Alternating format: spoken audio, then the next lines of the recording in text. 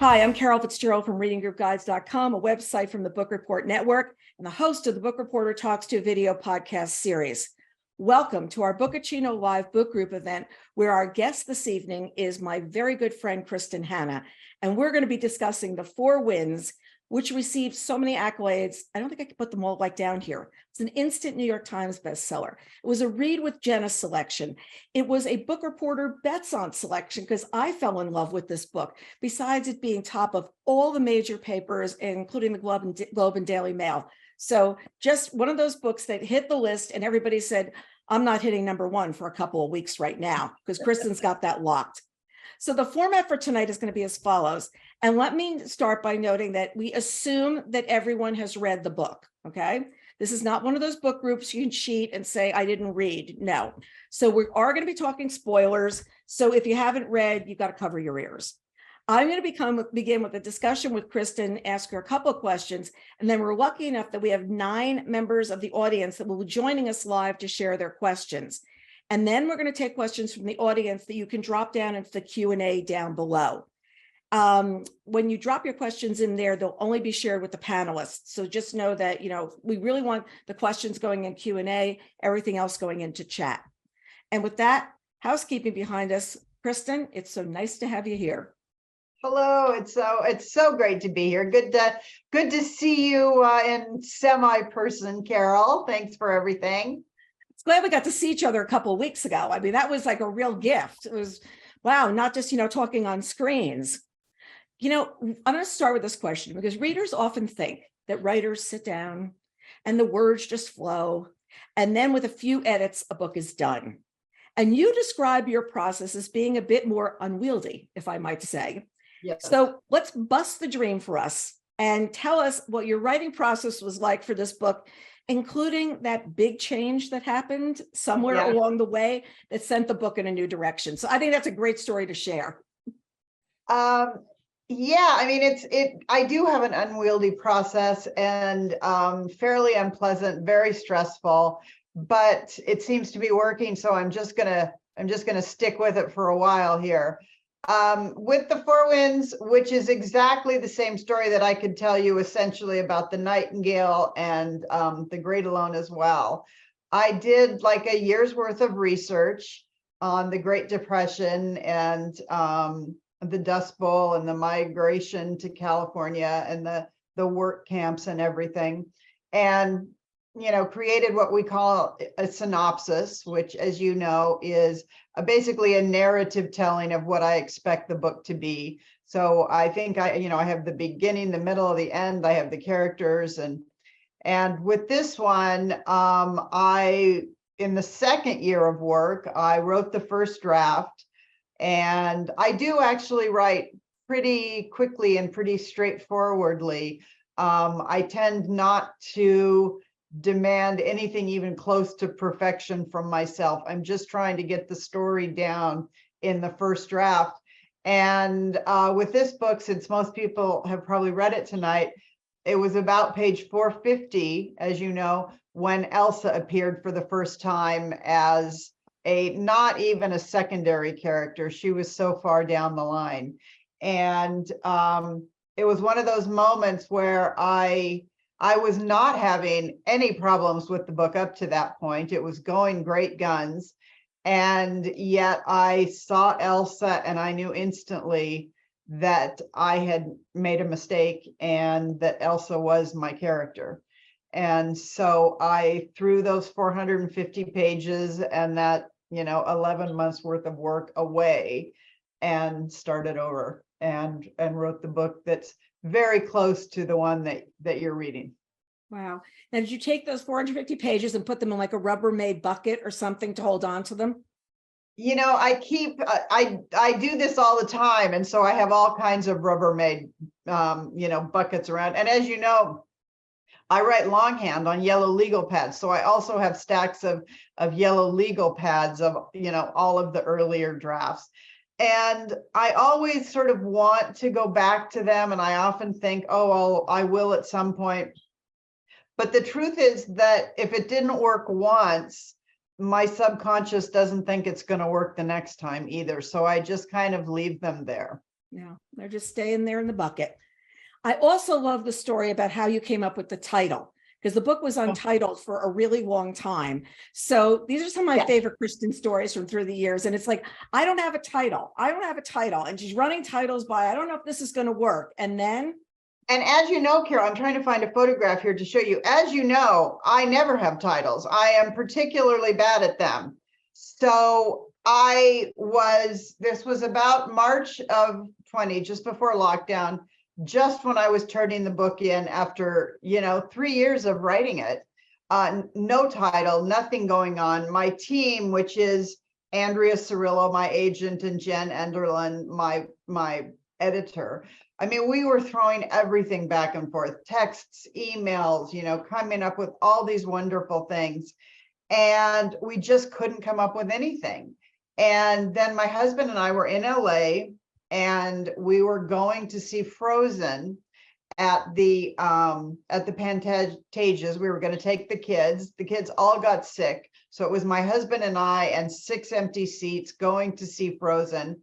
And we're on the LA freeway and we're parked. And this bus, I don't know if you guys can see it, pulls up right next to me.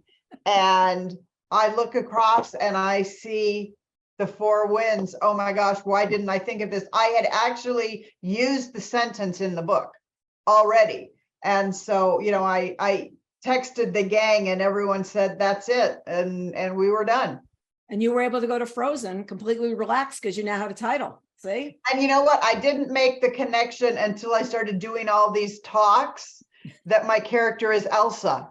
I mean, it's so bizarre. It's like this weird universal moment. It's like, all tied in together. So we're just, we're going to go to audience questions later on the evening. So for those of you who came in a little bit late, drop those into the Q&A. We have a number of readers with us tonight who have questions. And joining us first is Debbie Moore. And Debbie's has joined us many times for these events. And tonight she's with us from Myrtle Beach, South Carolina, with a few questions. So Debbie, here you go. Hi, thank you. Hi, Kristin. Hi, Debbie. I love all your books. And I particularly loved The 4 Winds. And you discussed so many issues and events that occurred during the early 20th century. The Great Depression, the plight and treatment of women, the horrors of the Dust Bowl, and the rise of the farm labor movement. What interested you most about this period in American history? You know what, Debbie, it's interesting because I had wanted to write about this period for a really long time, even though I really knew next to nothing about it. I mean, I believe I was, playing hooky that day in school. I'm not exactly sure. But the way it all kind of started for me was whatever it was 10 years ago when I was writing The Nightingale. And then, the book came out and I started hearing from readers, particularly foreign readers or, people who had European grandparents or whatever, about what this story had meant to them, this story of women's resilience and strength and this kind of lost women's history. And I really, really wanted to write an American Nightingale, a story that would affect families in the same way, that would start conversations, that would make, grandmothers talk to granddaughters. And, that's a big thrust of mine, is to make sure that families collect and share their stories. And so right when I was trying to find my American Nightingale story, the 2 big things in the news were climate change and immigration. Down on the border, it was every night these things were on the news. And as you know, the Dust Bowl is the greatest environmental disaster in American history. And I really loved the fact that it had been partially created by man and by man's farming methods and lack of information about his environment, but also that it had been partially solved by man as well. I thought it just gave it was a really important message. And then with regard to immigration, I just thought it was really interesting to take this whole idea of immigration and how we treat each other and how we characterize people as us and them, and do it with Americans on both sides of the equation. And, when I got to the part in research where California closes the borders to other Americans, I just thought that was such a powerful thing. And I was hoping it would start a conversation and raise empathy, because I think, that's the great gift of fiction, to allow us to walk in other people's shoes. And also, I don't know, I guess just to raise awareness. Yeah. Well, you kind of led into my next question, which is your female characters in your 3 books, all of whom are really ordinary women who find the strength and courage to do extraordinary things. And certainly Elsa is one of those women. Is there a woman or women in your life on whom you've modeled these strong female characters? You know what? It's like every mother I know. It's every woman I know. I mean, no matter what is going on in our lives, and there's always a lot, because we tend to be caretakers. And so not only are we now working, so many of us, but we're also, we're raising children, we're shopping, we're trying to keep our friends together, our families together. I'm at the age now where my dad is not feeling well, and so I'm moving into that role, so I just think that women have been really extraordinary for a very long time, but it just wasn't talked about because men were doing most of the talking. And I'm thrilled for books like Nightingale to be a small part of starting this movement of remembering important women's stories. And unearthing them, because we always heard the men's side of the stories. Right. Yeah. As far as motherhood, you started to talk a little bit about that. And I certainly, think that for good or bad, our models of what mothers should be are mothers. And certainly Elsa didn't have the best example of good mothering from her mother, although she had a wonderful model in her mother-in-law. And I think Elsa struggled being a good mother. Was motherhood intended? Did you intend motherhood to be a theme of this story? You know what? That is exactly what I realized was wrong when Elsa stepped onto the page. It was not a story about motherhood. Loreda and Rafe were brother and sister, and it was this big unrequited love story. And I realized that if I was going to take on, the Dust Bowl and the Depression and the migrants, that it really needed to be not so much for me a journey of self, but it needed to be a journey of saving your children. Because I think that Elsa, for example, would have stayed on the farm forever. She would never have taken that risk to go west with nothing and no one, if not for her children. And I do think that is so often in history and in life, the motivator that allows women to take remarkable risk and sort of seek remarkable reward. Take care of their Thanks so children. much. I really appreciate your answering the questions, and I'm looking forward to the next book you write.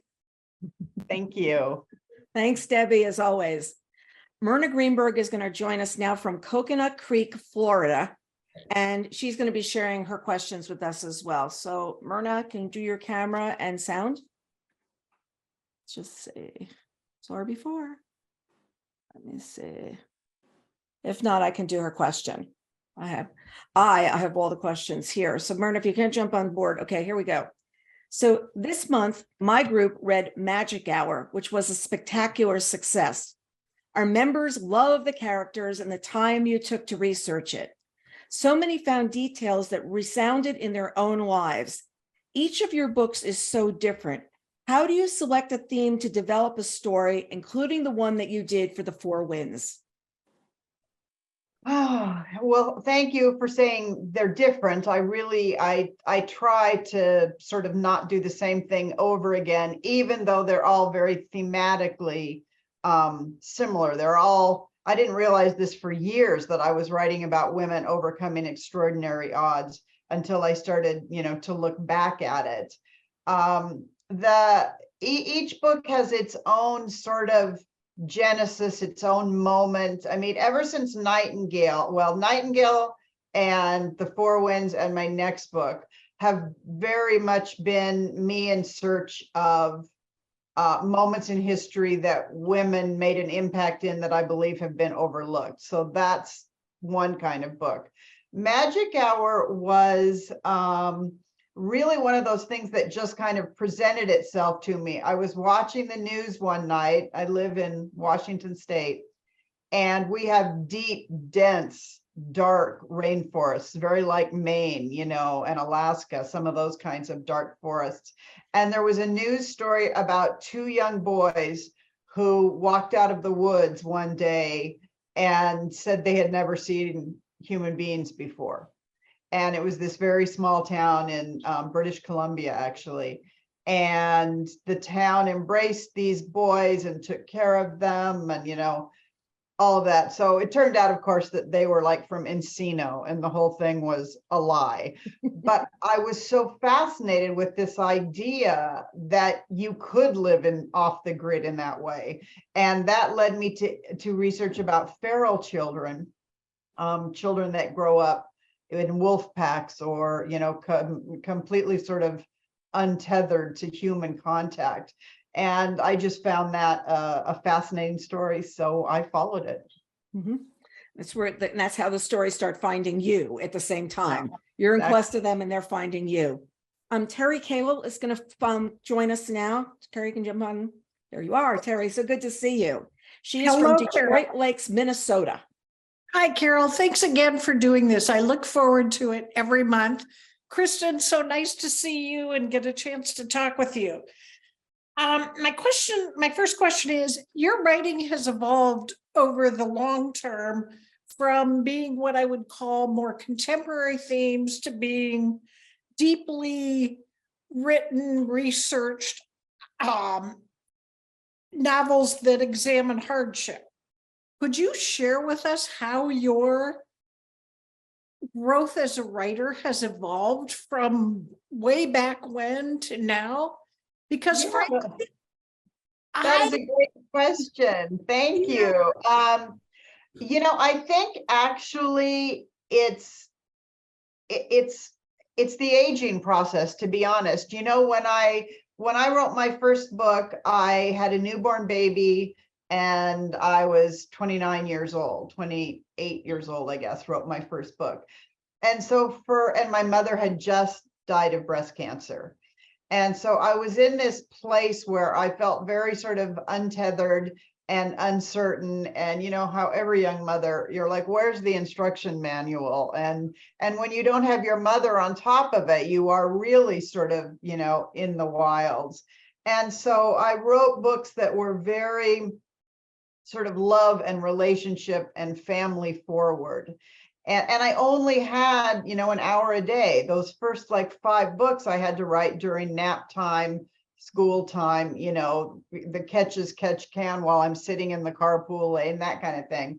And as my son grew up and, needed me less, got to the point in 8th grade where he said, for the love of God, stop coming to the school.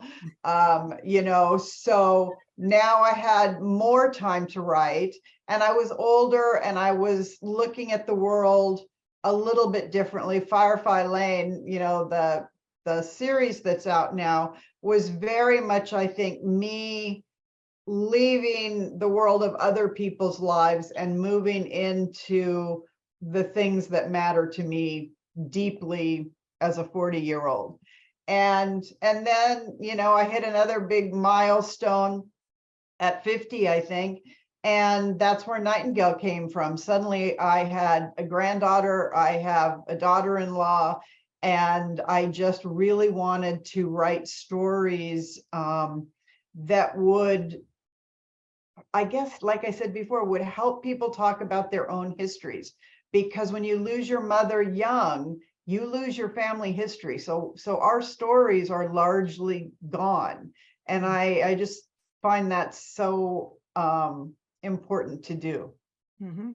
And then I work really hard at getting better. I mean, honestly. And you've done very well at it. Thank you. My other question, and I suspect it's one that others have as well, is Elsa's husband leaves. We never hear from him again. Yeah. You know, Behind it? I wrote those scenes, Terry. They're out there. I know where he is. I know what he was doing. I know what was going on.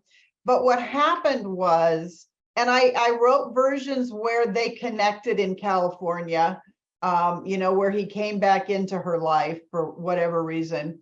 But the bottom line was that by the time he came back, every time, the truth was it didn't matter anymore. You know, he wasn't her story.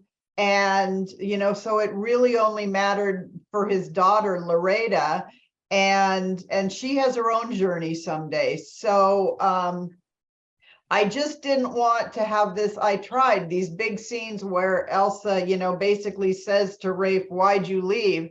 And the truth was that his leaving was in many ways the best thing that ever happened to her, you know, and she grew up enough to know that. Mm-hmm. Thank you so much. Thank you, Terry.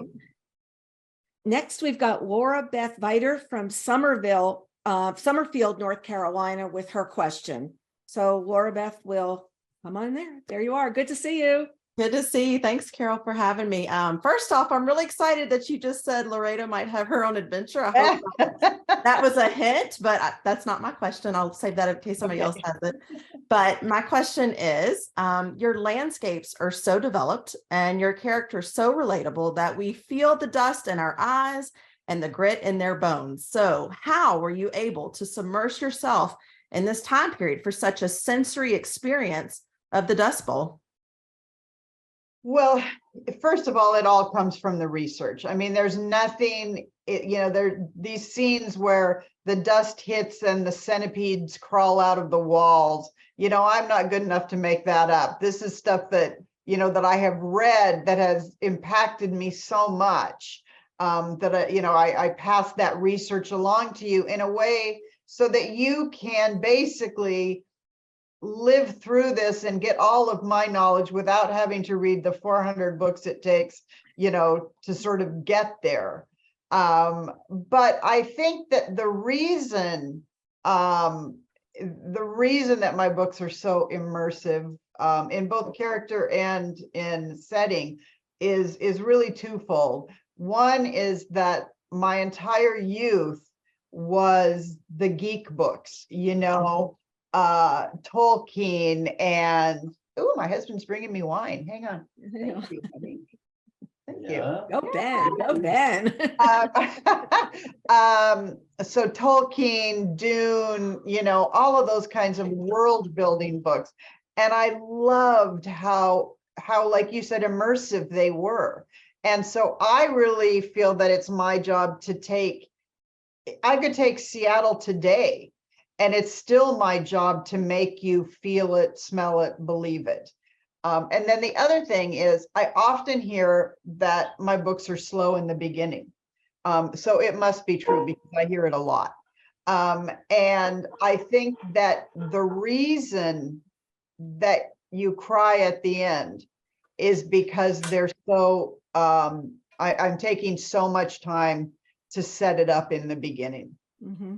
Yeah, I mean, for me, it definitely had that Old Man in the Sea effect where we just feel that struggle all along, and it was just beautifully done. And thank you so much. I don't think I ever needed so much water reading a book, but I did. So it was really fantastic. So thanks, Kristin. Dry Well, mouth and dust. hydration's important, so I'll take that as a good thing. We'll stay hydrated. Yeah.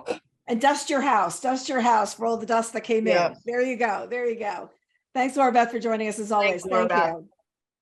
Cindy Rosella is going to join us now from South Florida with a question. We are bringing it around the country for you, Kristin. Yeah, that's where we're going. Hi, Cindy. Here I am. Hi, Kristin. How are you? I'm Hi, exactly at Cindy. the other end of where you are.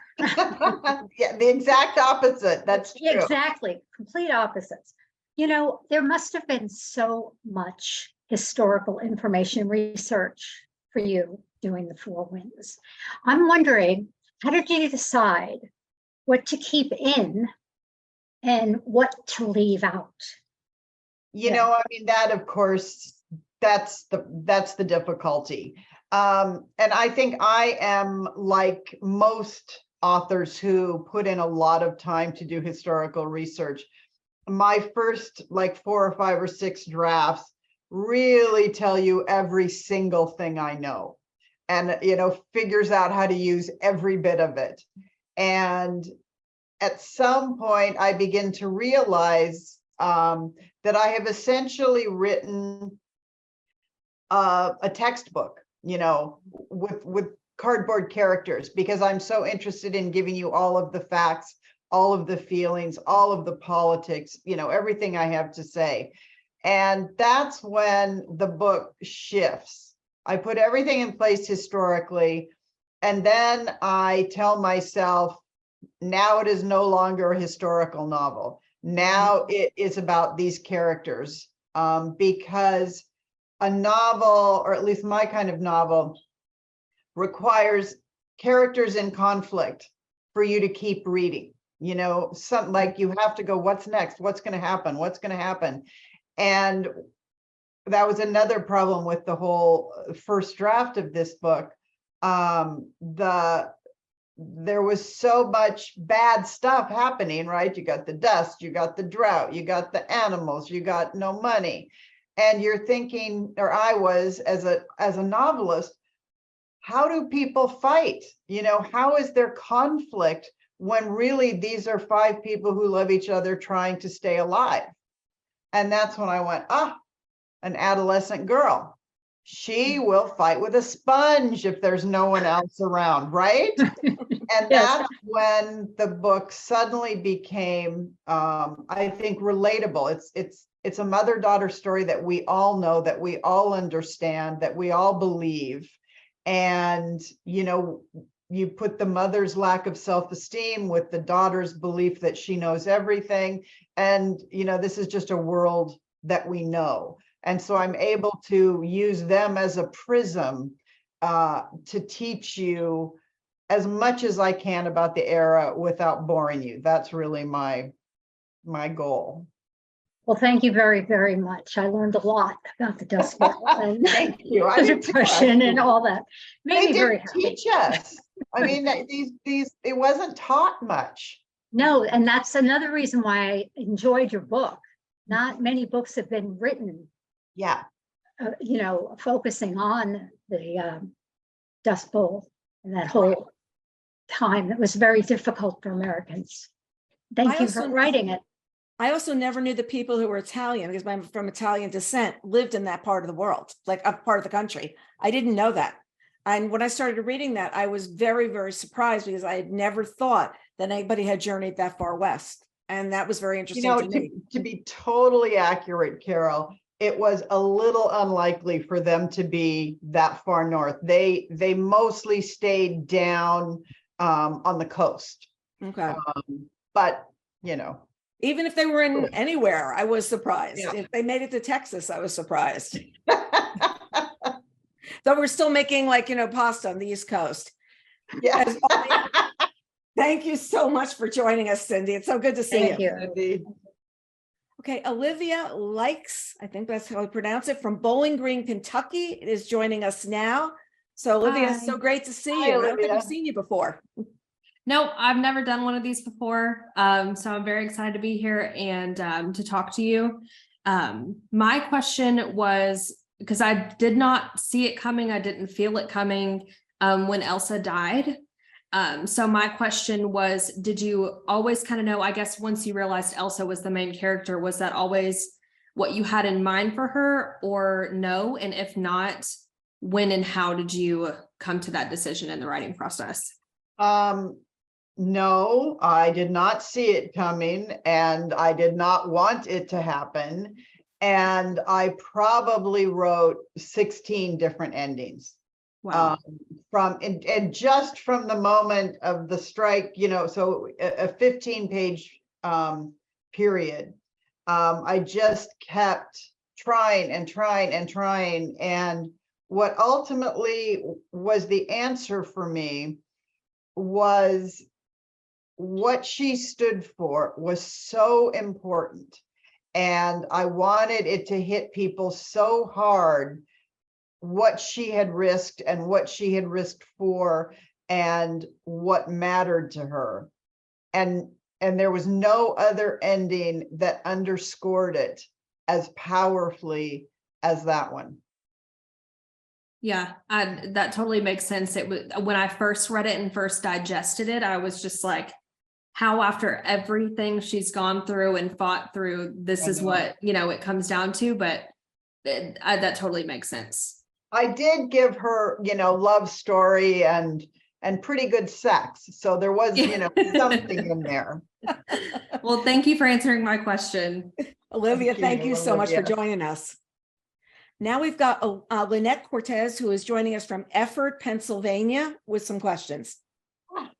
Hi, Lynette. Kristin. How are you? I'm good. How are you? I'm good, thanks. I think my question was already answered, but anyway, this is exciting. My book club is actually discussing The Four Winds this coming Friday. Oh, yay. Thank So you. it's really good to bring this information to them. I think a couple might be on actually. But anyway, Loreda was such a strong, fierce character that I grew to love. I did not like her in the beginning at all. No. I was so upset when the book ended. I wanted to know more about her and her accomplishments. Will there be a sequel? Have you toyed with the idea? I would love to know more. What happened to Rafe? Where did he go? I always, the minute that it became Elsa's book, I imagined that Loreda had a book. And I really, really, really want to write it. The problem is kind of there's a couple of them. One is that I'm like you. I started out, not loving Loreda and ended up loving her.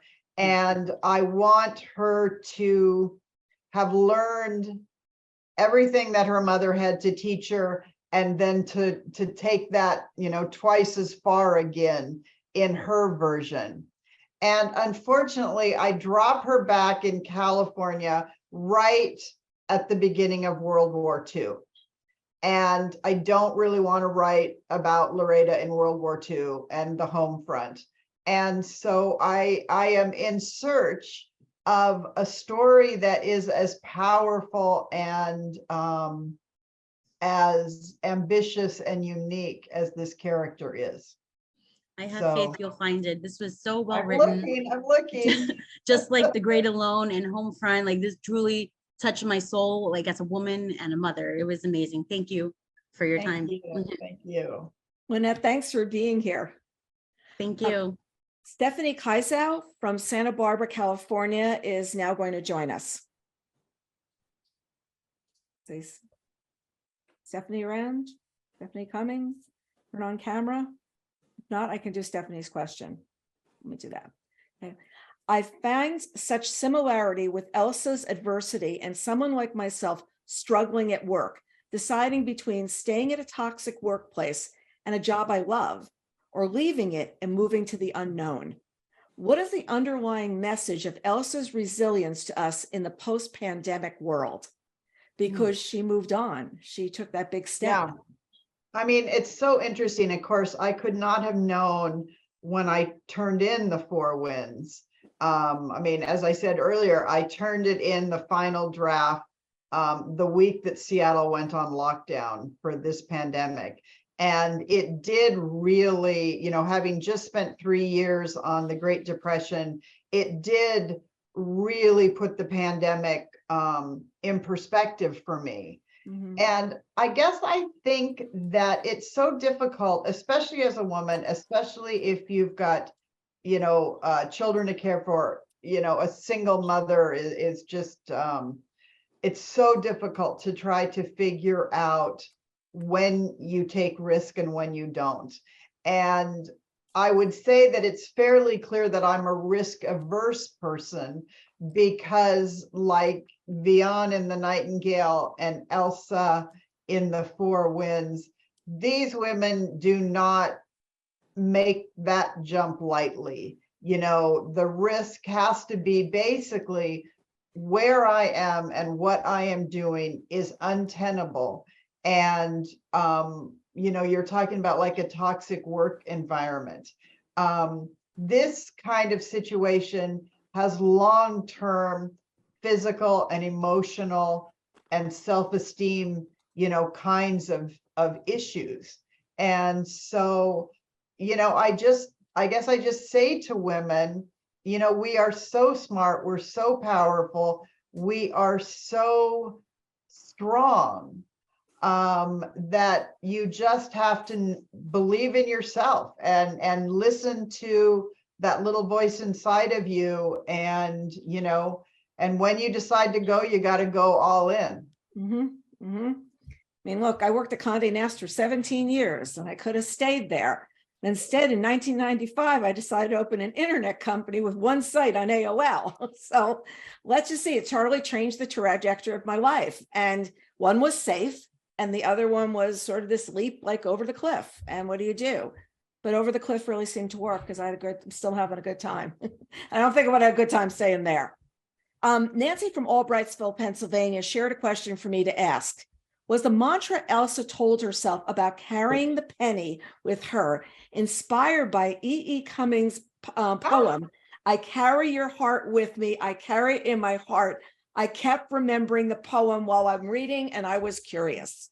No, that is a great question. Who knows? It could be subconscious, because I know that I have used that poem with regard to grief in novels at other moments. So that's a poem that really resonates with me as well. But I don't think it certainly wasn't on the top of my mind when I came up with the penny. The thing that was really interesting about the penny was I was looking for, a symbol, something that could be passed from person to person that would essentially encompass the American dream. That's what the penny was meant to represent. And so when I looked back and found, that there was a penny of the era that had wheat on the back, I just thought, it's one of those, I got chills moments where I went, okay, the universe is telling me this penny is what I'm looking for. You have it framed in your office now? Is a penny framed? I wish. No. Down to the last cent, down to the last cent. Gail from Cincinnati asked me to share this question. In general, I think readers often wonder about the story of other characters in the book that aren't followed up on. And I'm wondering whether authors have the same curiosity. And obviously, since the author didn't write their stories, it can be whatever the reader wants it to be. I know you didn't include this information because it wasn't part of the story you were telling. Well, do you ever wonder what happened to Elsa's parents, her sister, and her husband? Did it ever go through your head? Like, what happened to those people? I mean, in my head, they lost everything and were not the kind of people who were durable. They were not the kind of people who knew how to fight for what they wanted and had no idea how to ask for help. So I assume they ended up in some Hooverville somewhere. Living in a box, and I wrote very many versions of that because the human in me wanted Elsa to confront them, to get some kind of closure with them, the same as with Rafe. But when push came to shove, I thought it said more about how they treated her and how they felt about her that they left without saying a word. And that was more powerful than any words I could come up with. Really good, really good. Tony from Parkersburg, West Virginia is going to join us with a question. Tony, I just want you to know that you have the distinction of being the first man who has joined one of our book groups. So I'm so excited to have you here. Well, I hear you got some big questions here, Tony. What's going on? First, I want to say hi, Kristin. Hi, Carol. Thank you for having me. I discovered your work with Firefly Lane. If you put Katherine Heigl in something, I'm going to tune in. And then I had to devour the book. And then that led me down the rabbit hole of all your other work. Yeah. I am sure that everyone here who has read many of your books has a personal favorite, myself included.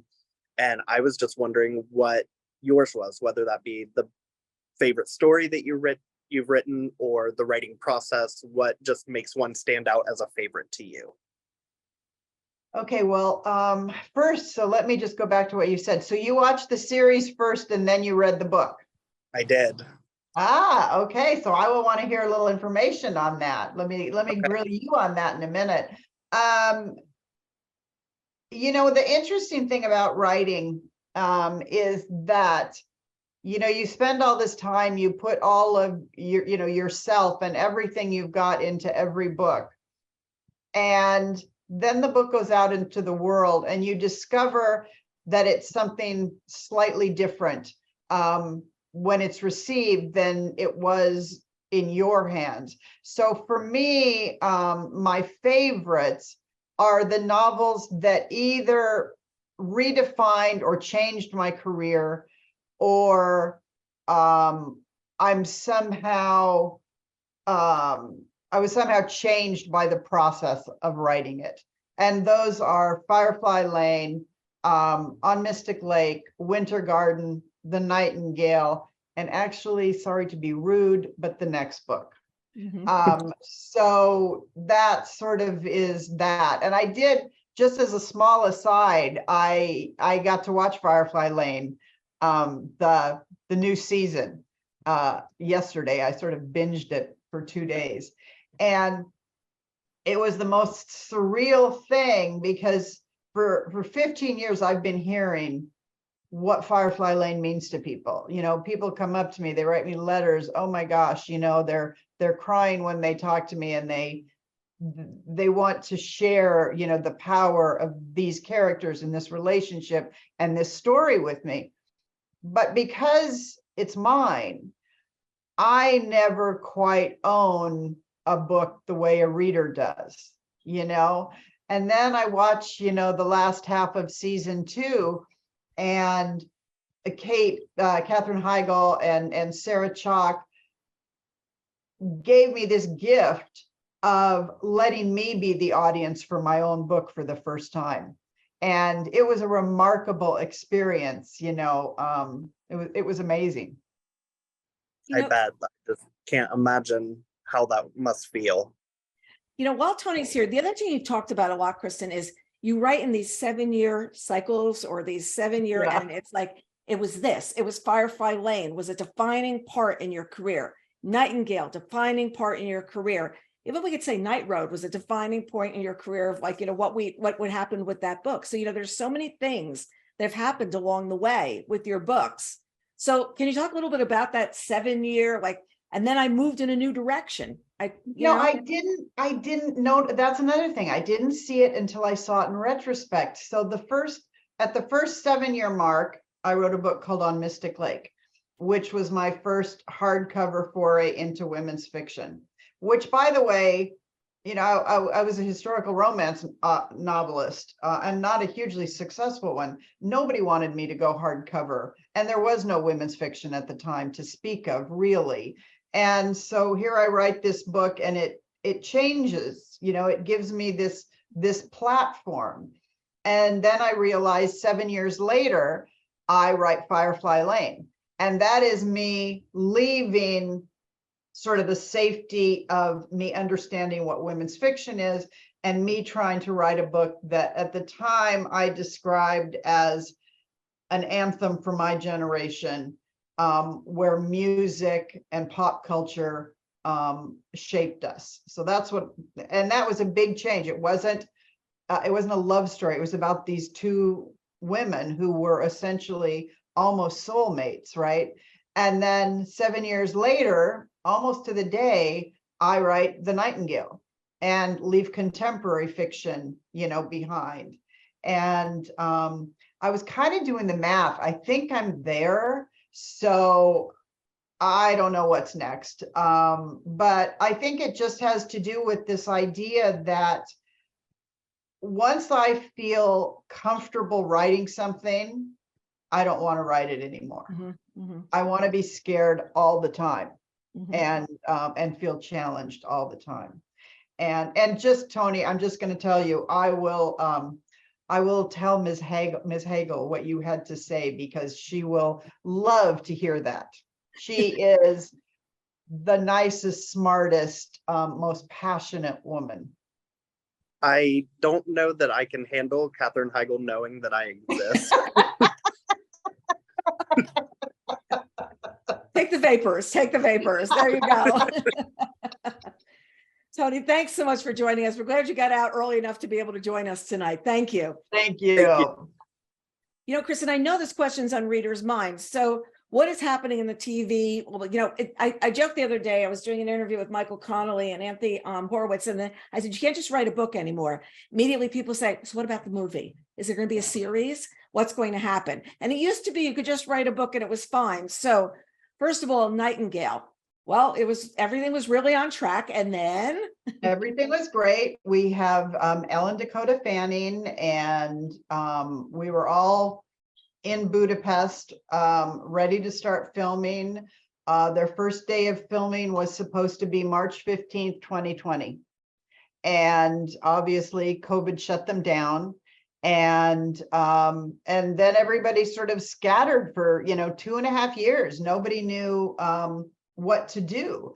What was the silver lining to all of this, and your book club and your efforts to publicize books and authors is really part of the whole silver lining of the pandemic, because what people did in lockdown was read, whether it was audio or, whatever the format they loved, they began reading and reading and reading. And I think that has so enriched all of us that, it's a great thing. But anyway, back to the Nightingale. So the bottom line is, it's gearing back up, and all I can say is I'm hopeful. We have a beautiful script, we have a cast, we now just need a director and a way to go forward. And I think that people don't quite understand until we really get into this, how many of the pieces have to come together.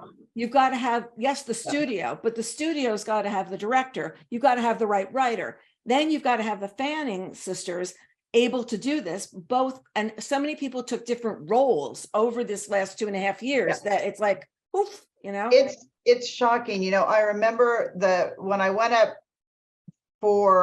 they do something called a table read, which is where the whole cast sits around a table and reads the script out loud and, in their own parts for Firefly Lane. And I did that however many years that was ago.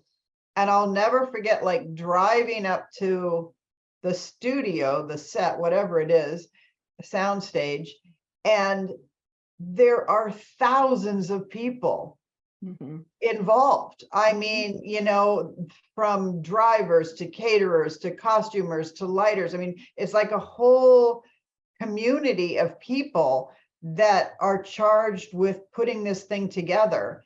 And film is really collaborative. And as you know, Carol, I am very, very collaborative. I love to edit. I love to hear from people.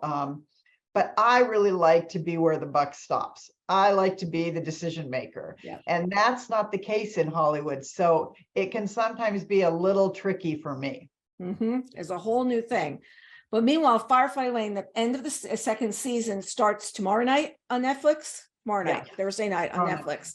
So everybody can catch up on that. It's interesting what you say about, because when I was interviewed with Michael Connolly last week, we were talking about Bosch and that beautiful house up on top of the cliff. And he says, yeah, great house, right? He says, somebody owns that house. They're not out there that much. It's at the top of a windy road. So you have to not only get the house, when you get the house, you have to pay off everybody on the street. Oh, yeah. Because they can't leave their houses. and you've got to get all your truck and everything supplies up there, and you got to pay everybody to do that. He says, so what's really interesting is if there are 10 episodes and 6, let's say, have to be in that house, you have to have those 6 directors that are directing those days available to go up and do this. So I think the puzzle piece of the way the whole film comes together is you're not doing things in real time. Anthony Horowitz's wife was telling me that sometimes they needed an actress and she was going to go be on The Crown. So they had to shoot all her scenes completely out of, and we're just not used to that. We're used to being very linear of what's going on. And like, why are you just doing the pancake scene when it doesn't come in? Yeah. Well, Sarah Chalk, who plays Kate, was talking today in an interview, and she was talking about one of the very difficult Firefly Lane scenes, of which there are a lot. I mean, it's such an emotional story.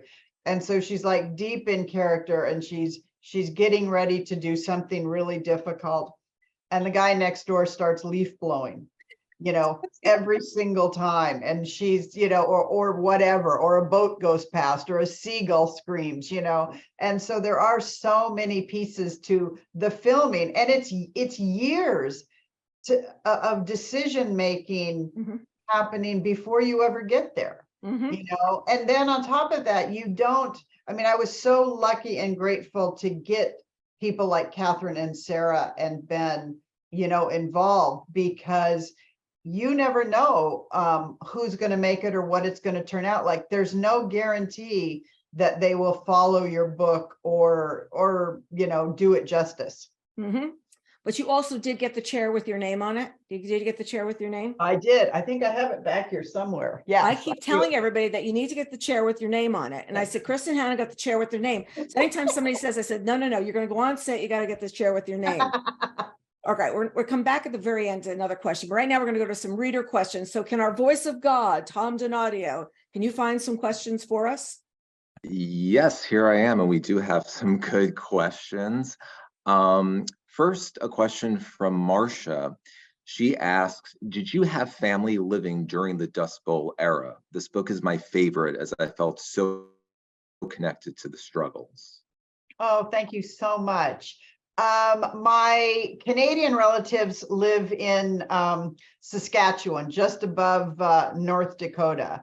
And that's really as close as any of my family was to the Dust Bowl. We were much more, way west, all of us. Thank you. But I did, Tom, I saw a question kind of scroll by. I couldn't read the whole thing, but it was something about domestic violence or abuse. And this woman was an abuse counselor. If you can find that kind of interested me. I didn't know. I couldn't tell. Is that in the chat? Yeah. Oh, it might be in the chat. Okay, I'll look in the chat. Okay, go ahead, Tom. Go ahead. Trying to find it myself. Okay, I'll try and find chat. Okay. Okay, I'll ask another question. From Diane, she asked, did you ever live in Alaska? Oh, Diane, thank you. Yes, my family's business for 20 years has been a sport fishing lodge on the Kenai and a bear camp up on Lake Clark. And so my son, my brother, my dad, my sister, everybody has at some point in time worked at the camp. And only in the summer, I point out, none of us have stuck around in the winter. But I am just, I'm both an uber fan of the beauty and the danger of the Alaskan landscape. And I also wanted to just give people a little glimpse into the kind of people who choose to live off the grid when there's no safety. And I find that fascinating.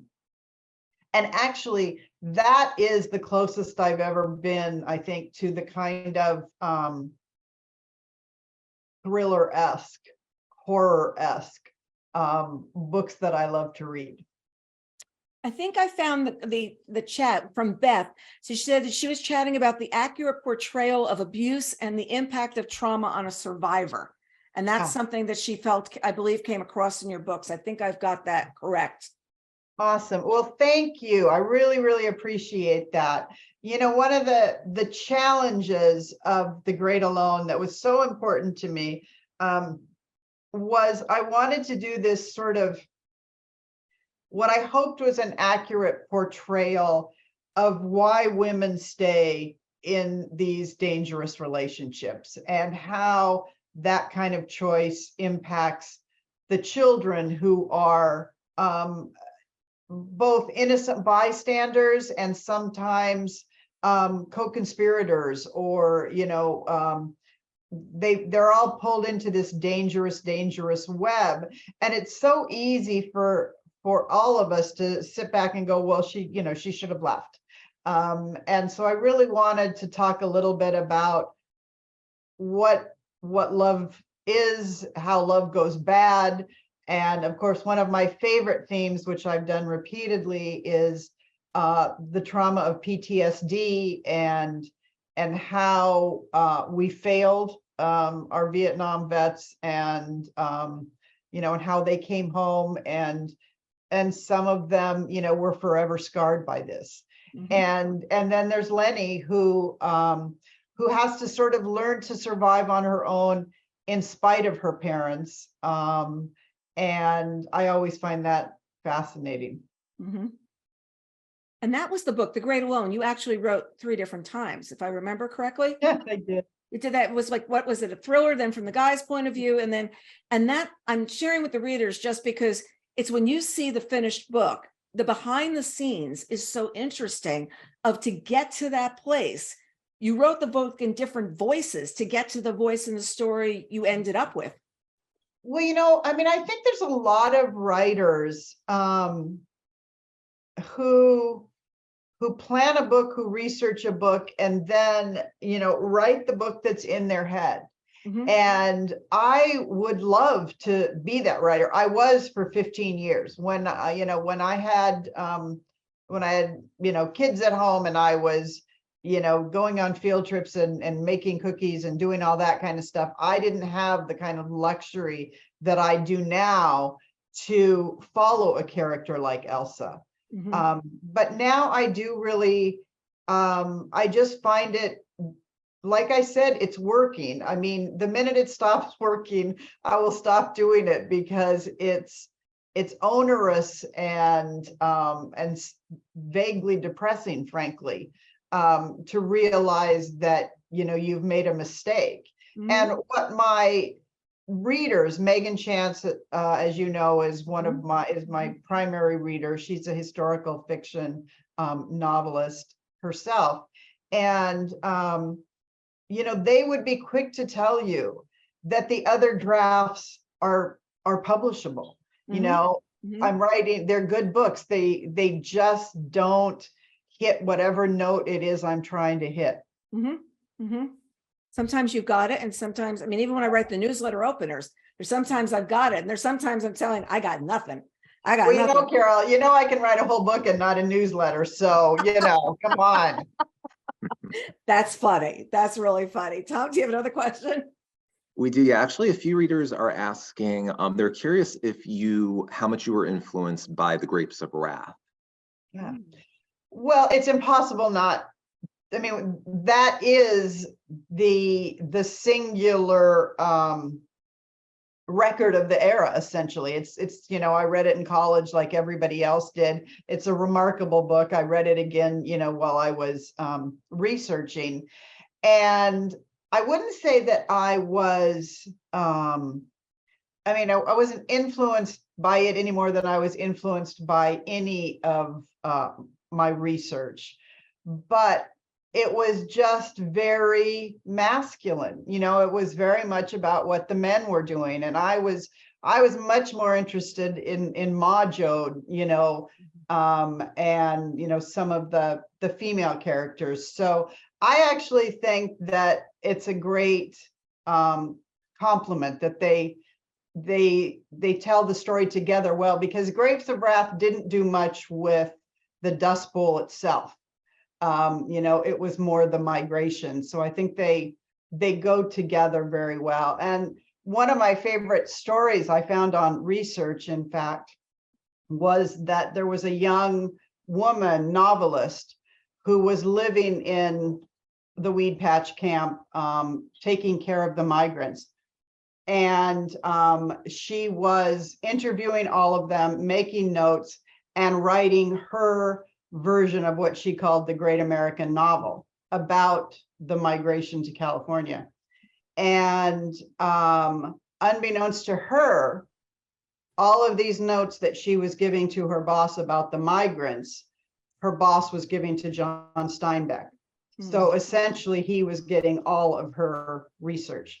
And so she sold her book to the great Bennett Cerf at Random House and flew back there, and they were working on it. Everyone thought it was going to be, you know, an out of the ballpark hit. And then Grapes of Wrath came out, and she was unable to sell her book for 40 years because that story had been told. And the irony is that when you read it, it's a book called Whose Names Are Unknown. It's completely different. You know, it's a woman's story. It's very different than the Grapes of Wrath, but still, you know, she couldn't tell it. That's what happened. That's what happened. Tom, anything else? Yeah, we have a question about your research process. An anonymous attendee says, I'm curious about your research process, the nuts and bolts of it. How and where do you take notes, keep them organized, find what you need when you need it, etc.? Well, so it goes in stages. So first off, let's say I've chosen the Great Depression because of the what I feel resonates today, right? So that, let's say I start there. I pick the Great Depression. So then I begin researching the Great Depression all across the country, all across the world, what's going on, what started it, the social, geopolitical, you know, all of the things that led to it.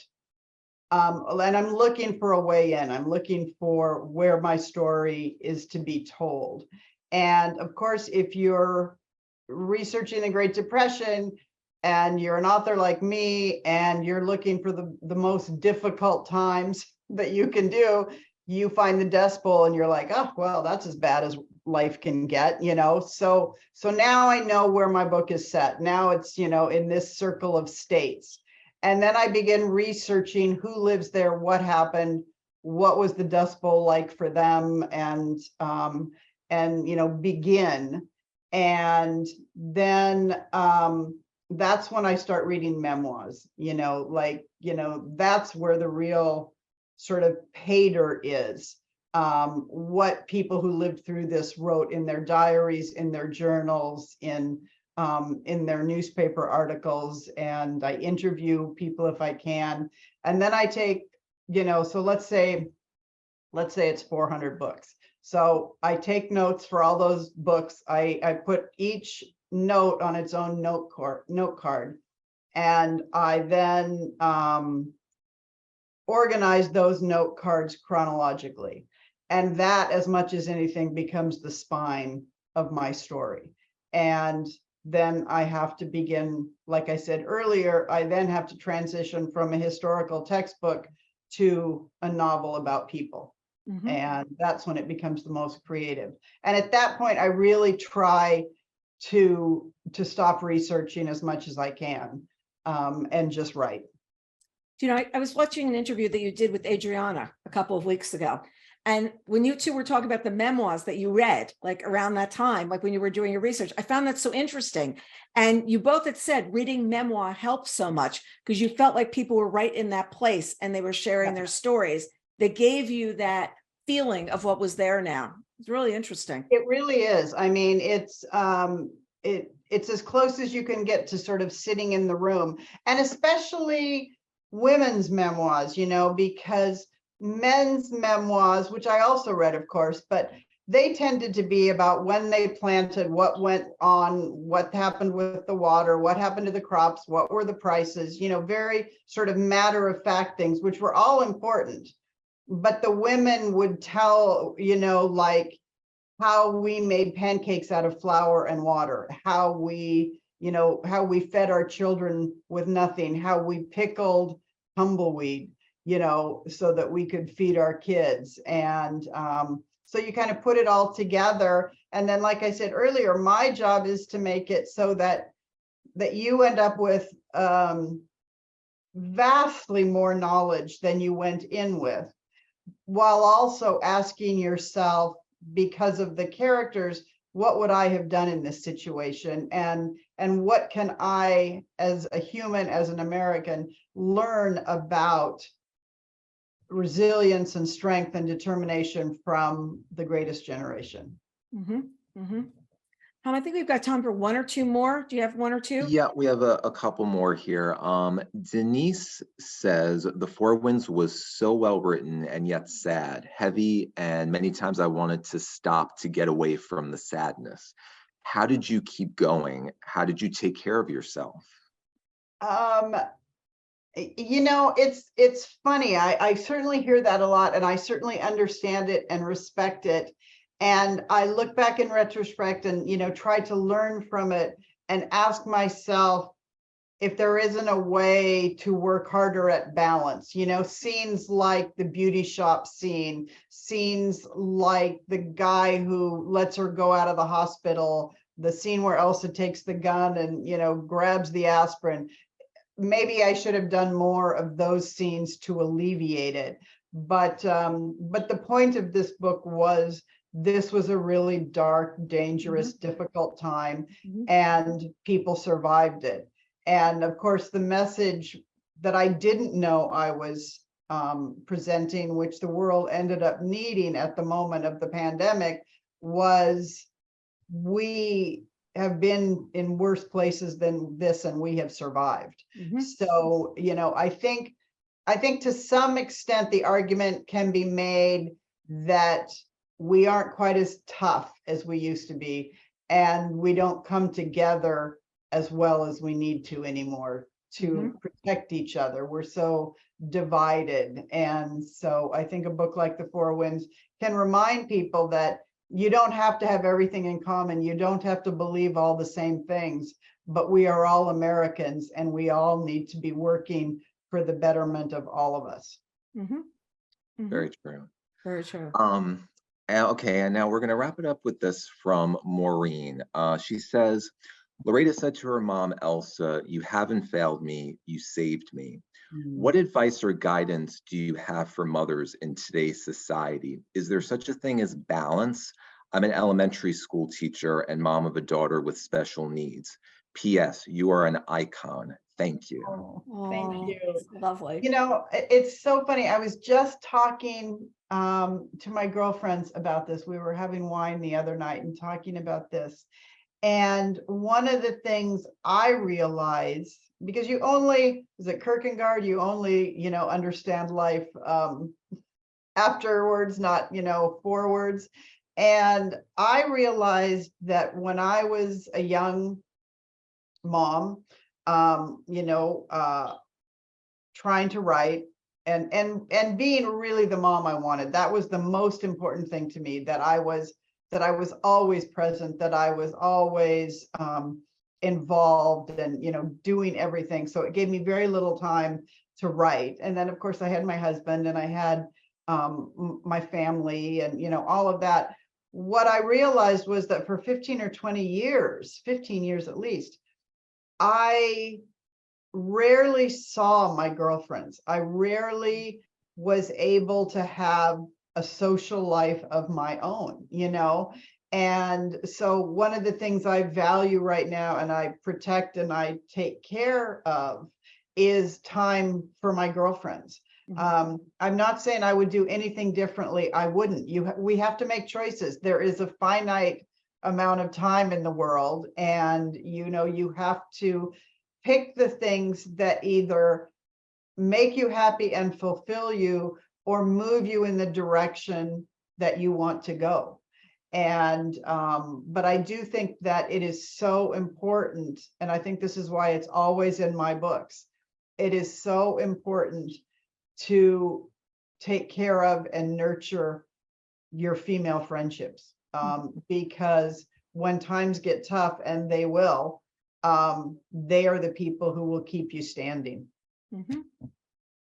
I know you said that many times during the pandemic. Like it was like, oh, wine with the girlfriends, gonna go do that. Wine with the girlfriends, gonna save Yep. me. You know? And, we were just talking about it the other day. There was that period, at least here in Seattle, every community was different, but I would invite my best girlfriend, Megan, and her husband over, Mhm. and they would bring their own wine. They would bring their own snacks. They would sit on one side of the deck. We would sit on the other side of the deck. It was Seattle, so it was freezing. We're in our coats.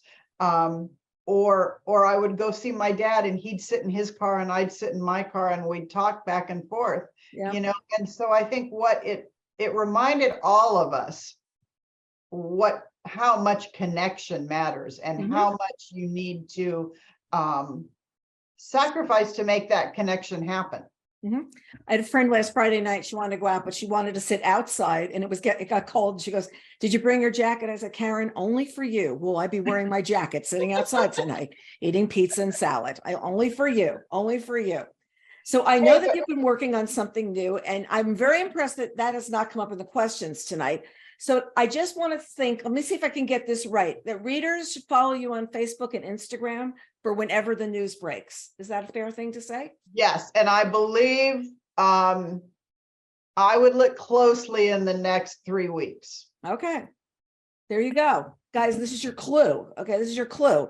Follow Kristin on social media, on Instagram and Facebook over the next 3 weeks. Kristin, I can't tell you how much I enjoyed having you here tonight. It was a very, very special evening that you delivered for our readers. Thank you so very much for taking the time. Thank you so much, you guys. Thank you to everyone, to all of the writers out there. Keep writing. And for all of you book lovers and readers, on behalf of myself and all of my author pals, we so appreciate your support, your enthusiasm, your following us, your reviews, good or bad, wherever they are.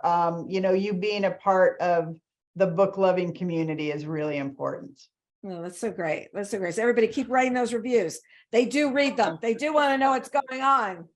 And for everybody who wants to know what's next, our next Bookaccino live book group is on a Tuesday, not a Wednesday, May 30th at 8:00, where Loreda is going to be joining us to discuss the last thing he told me, which has been adapted to the screen by Laura and her husband, Josh Singer, who won the Academy Award for Spotlight, and it's currently airing on Apple TV, and it will end before the show, before we have this next conversation. So sign-up's going to be available on Bookreporter Reading Group Guides. We're going to make this night's talk available on YouTube and our podcast later this week. And to stay on top of what we're doing, don't forget, you just sign up for Bookreporter newsletters and we'll keep you up to date on everything. Kristin, thank you so much for joining us. And everybody Thanks, else, everybody. have a Bye. very nice night. Take care. Yeah. Thanks for Bye coming now. on, you guys. I appreciate your questions.